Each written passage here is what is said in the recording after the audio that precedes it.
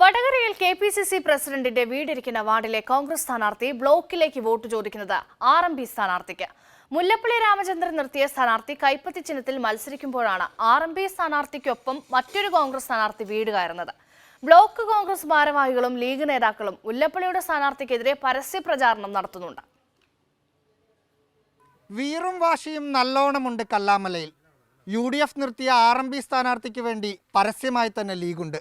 കോൺഗ്രസിലെ ഭൂരിഭാഗം പ്രവർത്തകരും ഒപ്പമാണ്. നമ്മളിപ്പോൾ നിൽക്കുന്നത് കെപിസിസി പ്രസിഡന്റ് മുല്ലപ്പള്ളി രാമചന്ദ്രന് വോട്ടുള്ള വാർഡിലാണ്.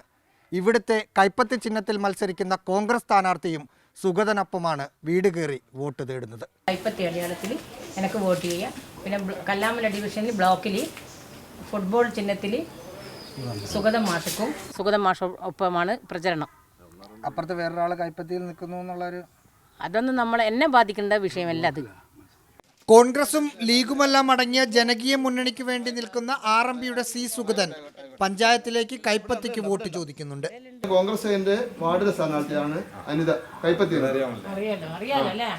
ഞങ്ങളുടെ മുസ്ലിം ലീഗും കോൺഗ്രസും ഒക്കെ പ്രാദേശിക നമ്മുടെ ഈ പ്രദേശത്തുള്ള ആളുകളൊക്കെ എൻ്റെ വിജയം ഉറപ്പാക്കണം. കഴിഞ്ഞ ദിവസം പറഞ്ഞാൽ എൻ്റെ വിജയം ഉറപ്പാക്കാണ് അവരെ ഈ അഴിയൂർ പഞ്ചായത്തിലെ മുഖ്യ അജണ്ട.